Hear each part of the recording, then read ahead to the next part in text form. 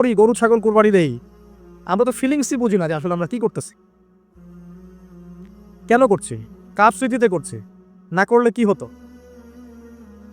তো এটা নিয়ে তো এই যে একটু আগে এক ভাই বলে গেলেন যে এগুলো নিয়ে যে বিভিন্ন মহলে অনেক সমালোচনা, পশু কুরবানি, অমানবিক এই সেই, এগুলো তো চিন্তারই জায়গা নাই, এগুলো চিন্তার তো জায়গাই নাই আমাদের কাছে। কারণ এখানে সবচেয়ে বড় কথা ছিল নিজের জীবন কুরবানি করা, নিজের জীবনটা কুরবানি করা। নিজের জীবন না আছে, আল্লাহ আমার কাছে একটা খাসি চেয়েছেন, একটা গরু চেয়েছেন, একটা বাহিমাতুল আনআম চেয়েছেন। এখানে তো আমার নিজের জীবনটাই দেওয়ার কথা ছিল। ওটা না নিয়ে আল্লাহ পাক বলেছেন যে বাহিমাতুল আনআম একটা দিলেই হবে, তোমার কাছে ওটার গোশতও চাই না, চামড়াও চাই না, কিছুই চাই না, তাকওয়াটুকু চাই। তাতেই এত কথা। এটা দামই বা কত? 10-15 হাজার, একটা গরু 50,000, 60,000, 1 লাখ টাকা। 1 লাখ টাকাকে আপনি সন্তানের মূল্য দিয়ে হিসাব করতে পারবেন? তো এখানে মূল জিনিসটাই হচ্ছে আল্লাহ পাকের হুকুম। আল্লাহ পাকের হুকুমই সবচেয়ে বড় কথা। আল্লাহ পাকের হুকুমের ফলেই নেকি হয়, অন্য কোনো কাজে নেকি নেই। আল্লাহ পাক হুকুম দিয়েছেন বলেই। একটা এক্সাম্পল দিয়ে যার সামনে যাব। হাজিরা মিনায় রাত কাটাবে না, মিনায় এমনিতে হারাম শরীফে নামাজ পড়লে কত নেকি হয়? 1 রাকাত নামাজ পড়লে 1 লক্ষ নেকি হয়, মানে 1 ওয়াক্ত নামাজ পড়লে 1 লক্ষ ওয়াক্তের নেকি হয়। হারামের কথা বলছে, কাবার কথা বলছে। আর মদিনায় তো 1000।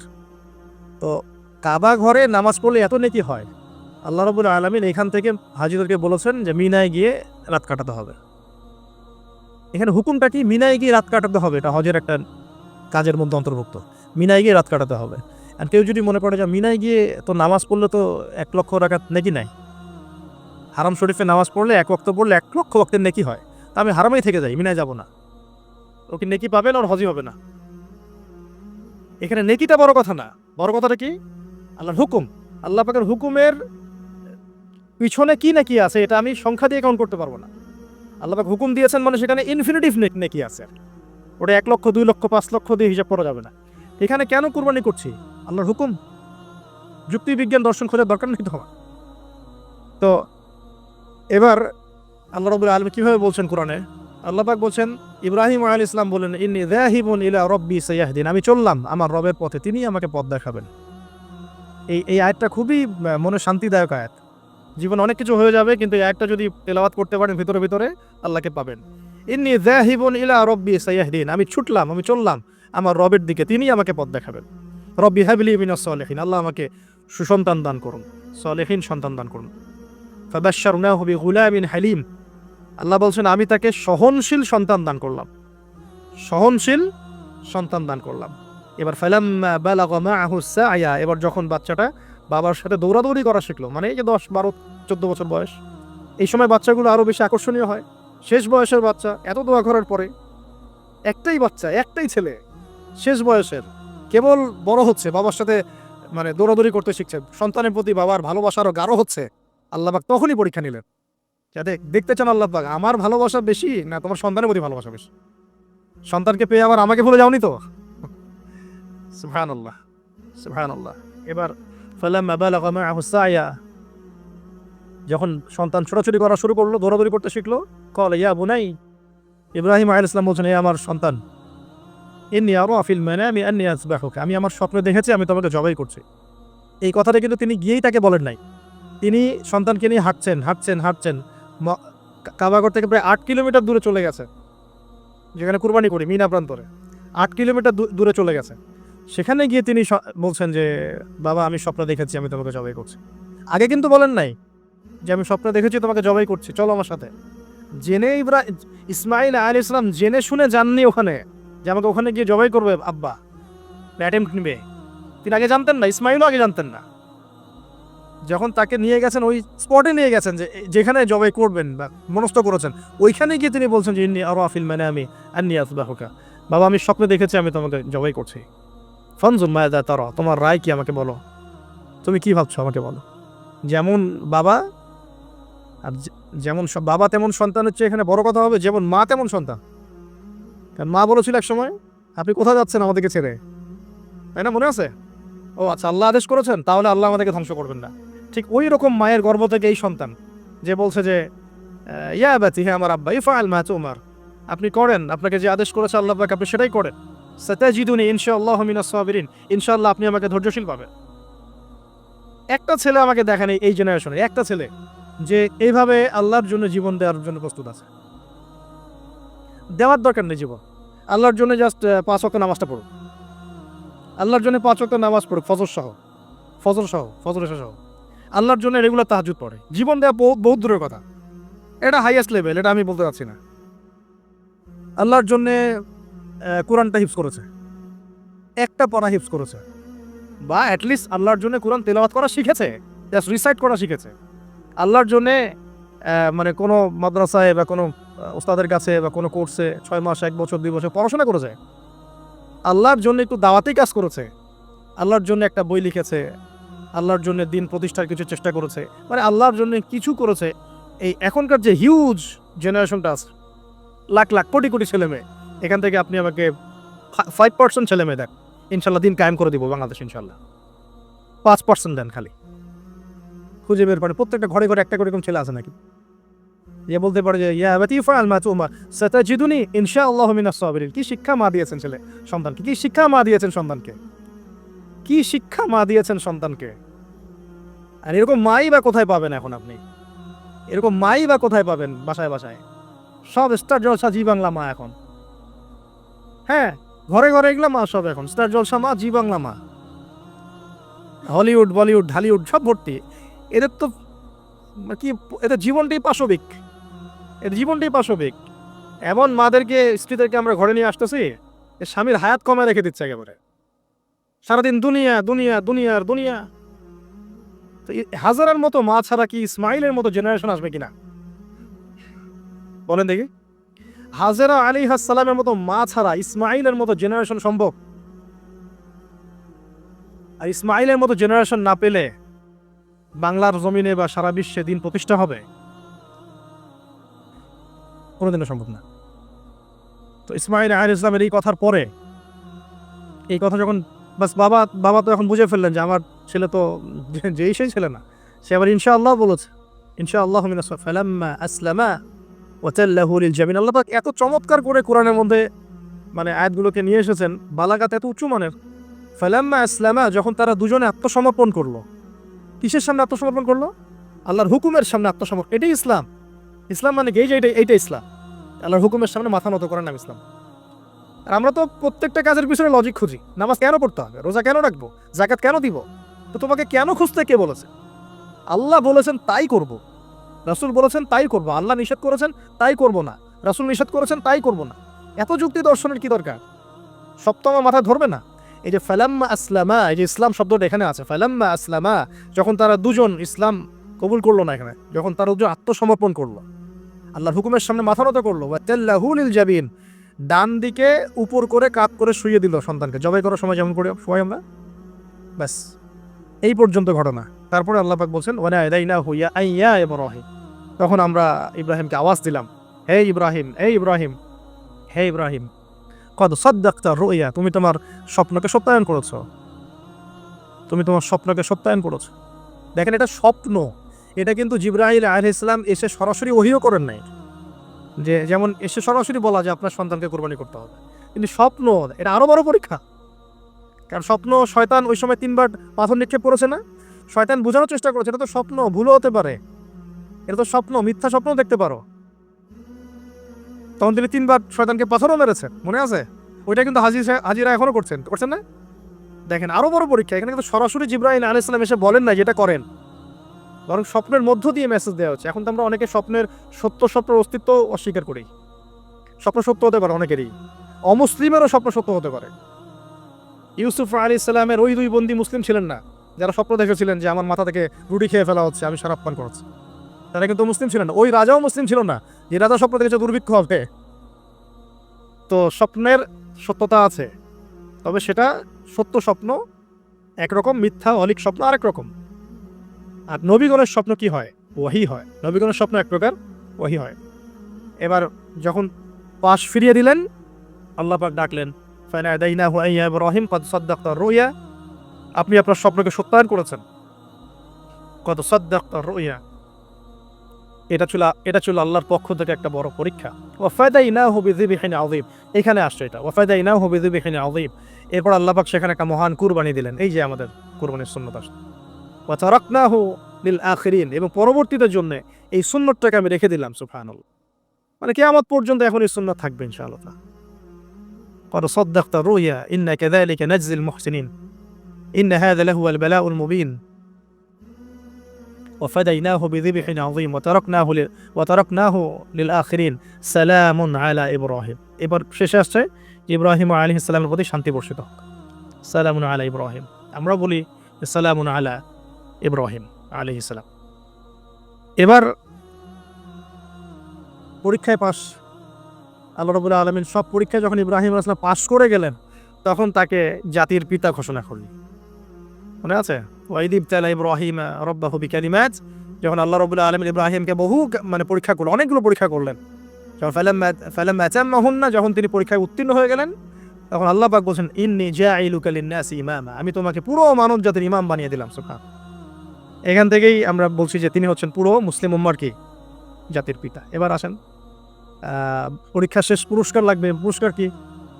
পুরস্কার হচ্ছে এখন ছেলে আর বাবা মিলে এখন কাবা ঘর বানাও তোমরা। সুবহানাল্লাহ, কত বড় সম্মান!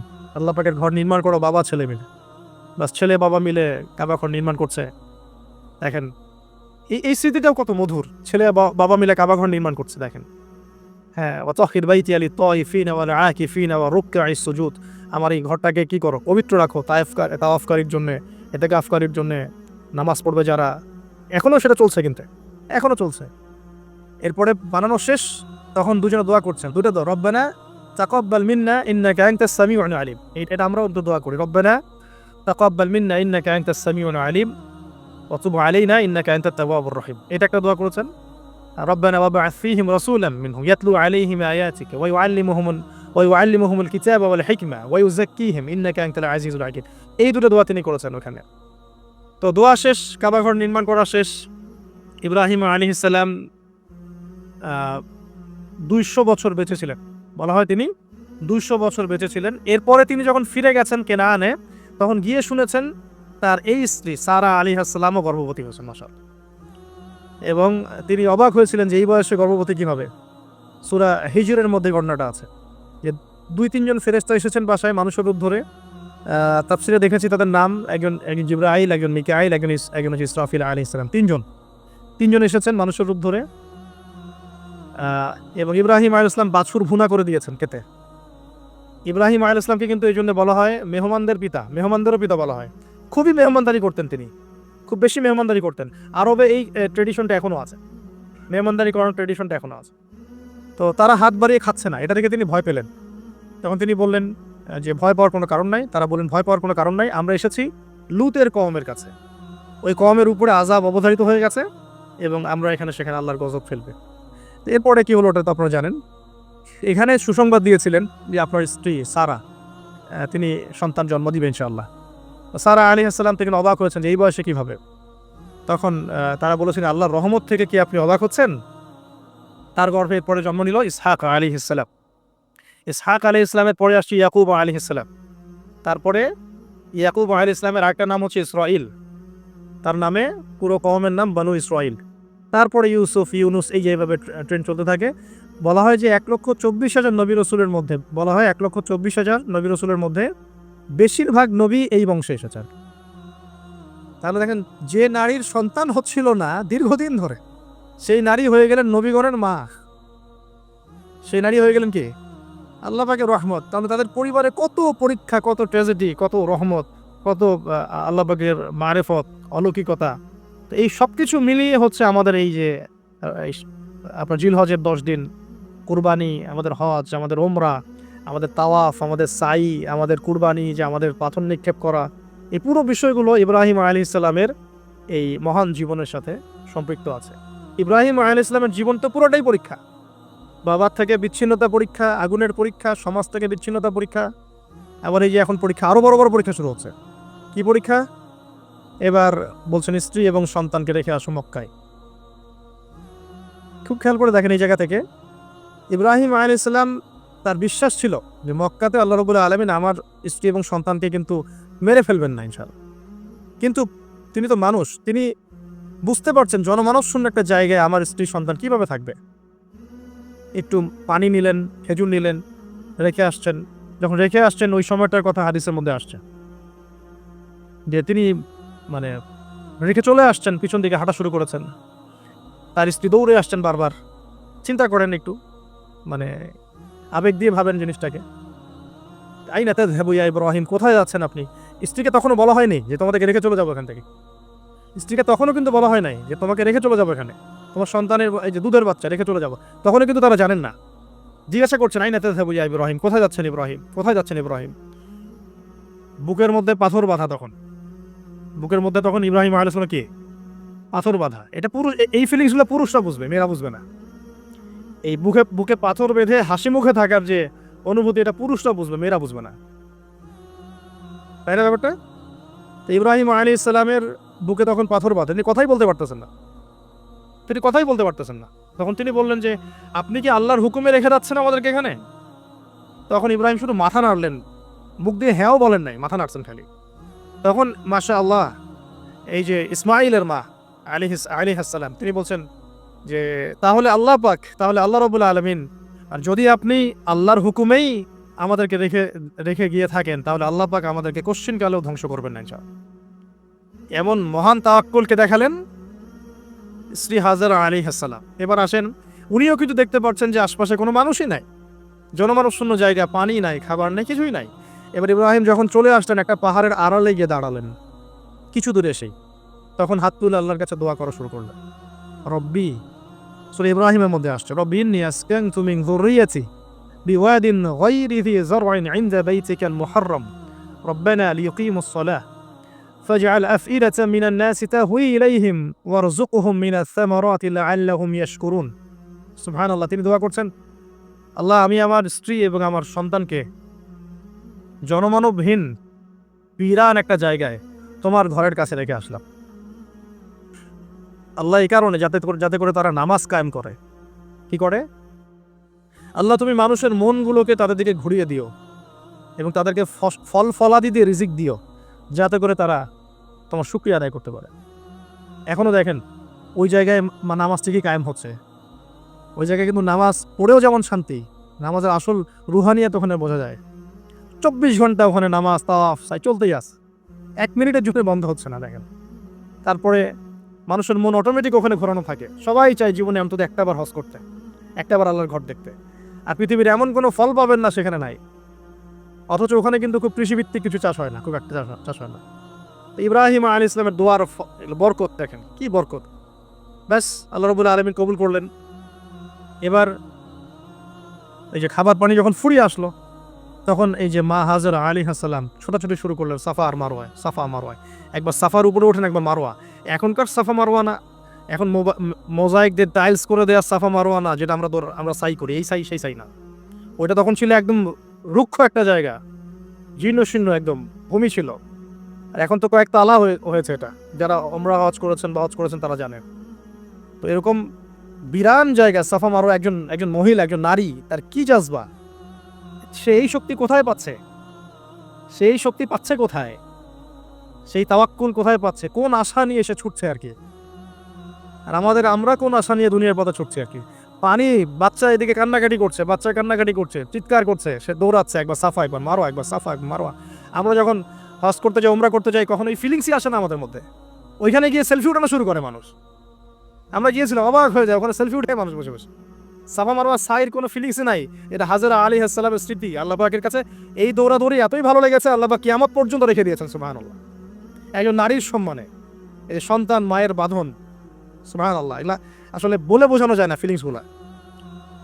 এই 7 বার সাইর মধ্যেই আল্লাহ রাব্বুল আলামিনের এই যে হুকুম চলে আসলো। দেখেন যে ইসমাইলের পায়ের কাছ থেকে পানির ফোয়ারা বের হচ্ছে। এই পানির ফোয়ারা বের করে দিয়ে গেলেন কে? জিবরাইল আলাইহিস সালাম। আর তিনি বলে গেলেন যে তোমরা কষ্ট নিও না, এখানে আল্লাহর ঘর হবে, এই ছেলে আর তার বাবা মিলে ঘর নির্মাণ করবে। এবার তিনি এই যে পানি, জমজম কূপ তৈরি হয়ে গেল, পানি হলো, পানি দেখে পাখি আসলো। কি আসলো প্রথমে? পাখি কিন্তু পানি খোঁজে। এরপরে ওখানে ওই পাখিকে দেখে একদল মানুষ আসলো আর কি। এই মানুষগুলো ইয়েমেন থেকে আসছে। কোত্থেকে? এবং এই গোত্রই পরবর্তীতে আরবে বিস্তার লাভ করেছে। এই গোত্রের মেয়ের সাথে ইসমাইল আলাইহিস সালামের বিয়ে হয়েছে।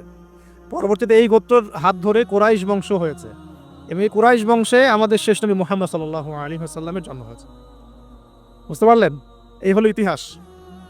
তো তারা পানি চেয়েছিল, তো হাজরা আলাইহিস সালাম বলেছিলেন যে পানি দিতে পারে এক শর্তে, এখানে বসতি স্থাপন করতে হবে। ওরা তো আরো ভালো, বসতি স্থাপন করবো, পানিও পাবো, সব তো আরো ভালো হলো।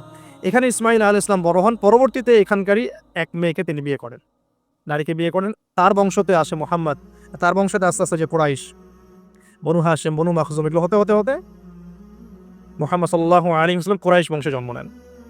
তাহলে আমাদের নবীর পিতা কে বলেন? ইসমাইল। কোন কে? ইসমাইল আলাইহিস সালামকে বলা হয় আরব জাতির পিতা, আলাদা করে আরব জাতির পিতা।